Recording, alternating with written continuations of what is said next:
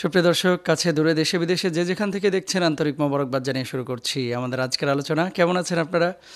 London থেকে আমি মুস্তাফিজ রহমানি আজকের আলোচনায় স্বাগত জানাচ্ছি। যাদের প্রশ্ন আছে হোয়াটসঅ্যাপ নাম্বারটি আমার আগের যে নাম্বারটি ছিল বাংলাদেশে সকলেই জানেন, ফেসবুক ইউটিউবে আছে। প্রশ্ন থাকলে এখানে লিখবেন, ইনশাল্লাহ সরাসরি আমি প্রশ্নটা পাবো এবং আপনাদের সাথে কথা বলবো।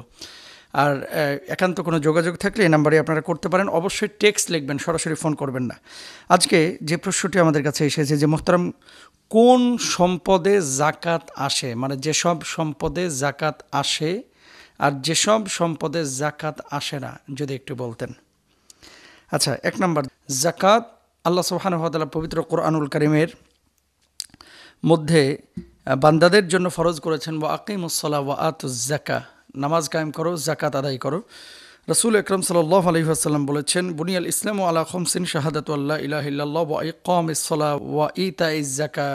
ইসলাম 5টি বিষয়ের উপরে ভিত্তিশীল, মানে 5টি বিষয়। এক নম্বর হচ্ছে শাহাদাতু আল্লা ইলাহা ইল্লাল্লাহ, আল্লাহ ছাড়া কোনো মাবুদ নেই, এই ব্যাপারে সাক্ষী দেওয়া। 2 নম্বর হচ্ছে নামাজ কায়েম করা। 3 নম্বর হচ্ছে জাকাত আদায় করা। 4 নম্বর হচ্ছে হাজ্জুল বাইতি, বাইতুল্লাহর হজ করা। 5 নম্বর হচ্ছে রমজানের রোজা রাখা। তো এগুলো হচ্ছে ইসলামের মৌলিক বিষয়। তো জাকাত আদায় এটা কিন্তু ফরজ, 1-2 জায়গায় না, প্রায় 82টি জায়গায় আল্লাহ সুবহানাহু ওয়া তাআলা নামাজের সাথে সাথে জাকাতের কথা উল্লেখ করেছেন। যেসব সম্পদে জাকাত আসবে, 1 নম্বর হচ্ছে স্বর্ণ।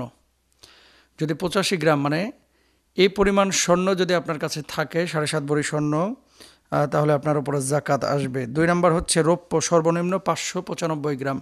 নগদ অর্থ নিজের কাছে থাকুক অথবা ব্যাংকে সংরক্ষিত থাকুক, নগদ অর্থ যদি থাকে আপনার কাছে এবং 1 বছর অতিক্রম হয়, এই সম্পদের উপরে জাকাত আসবে। ব্যবসায়িক পণ্য, এটার উপরে জাকাত আসবে।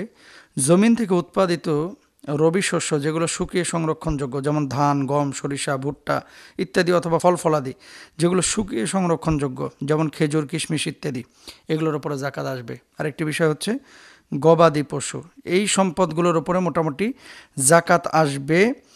আর যেসব সম্পদের উপরে মূলত জাকাত আসে না, 1 নম্বরে আমরা যদি খেয়াল করি, যেমন নিজ ও পোষ্য পরিজনের অন্ন, খাবার। ফ্রিজে আপনি গোশত রেখেছেন, মনে করেন 2 লাখ টাকার ডিপ ফ্রিজে, যে সারা বছর আপনি গোশত খাবেন, এটার উপরে জাকাত আসবে না।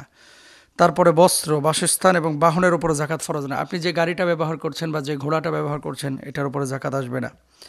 2 নম্বরে হচ্ছে গৃহের আসবাবপত্র, যেমন খাট, পালঙ্ক, চেয়ার, এই যে মাইক্রোফোনে কথা বলছি, এই যে ক্যামেরা, এগুলোর উপরে জাকাত আসবে না। তারপরে পরিধেয় বস্ত্র, এই যে আমার কোট, তারপরে জুব্বা, টুপি, এগুলোর উপরে জাকাত আসবে না।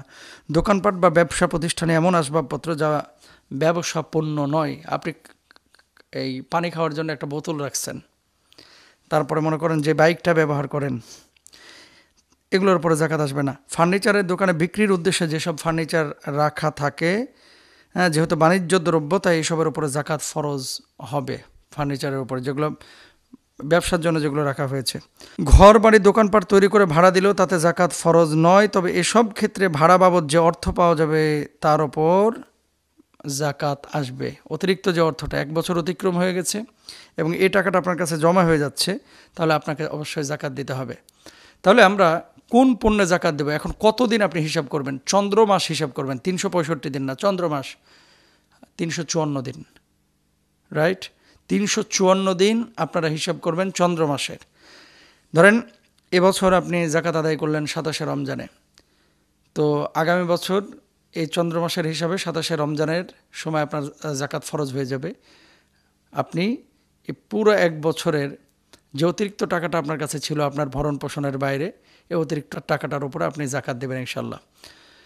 আর এক্ষেত্রে আপনারা রৌপ্যের হিসাবটাকে মূল মানদণ্ড মনে করবেন। রৌপ্যের হিসাব বাংলাদেশি টাকায় 65 থেকে 85 হাজার টাকা। এই পরিমাণ টাকা যদি কারোর কাছে থাকে বা এই পরিমাণ সম্পদ যদি কারোর কাছে থাকে, তাহলে তার উপরে জাকাত আসবে। শুধু টাকা থাকাটা জরুরি না, স্বর্ণ আছে, অতিরিক্ত টাকা আছে, সবগুলো হিসাব করে আপনি জাকাত দিয়ে দিবেন। অনেক সময় আমরা চিন্তা করি যে আমার তো এত স্বর্ণ নাই, তো আমি জাকাত দিব কেন? না, এই পরিমাণ যদি থাকে আপনি জাকাত দেন। কারণটা কি?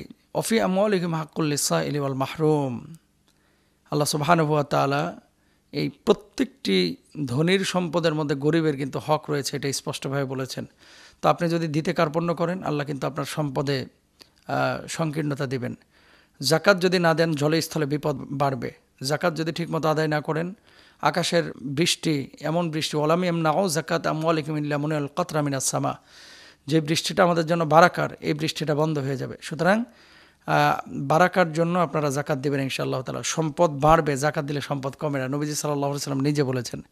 তো আমরা খেয়াল করবো ইনশাআল্লাহ, প্রত্যেকেই জাকাত দেব রমজান মাসে। আল্লাহ তাআলা আমাদের সবাইকে তৌফিক দান করুন।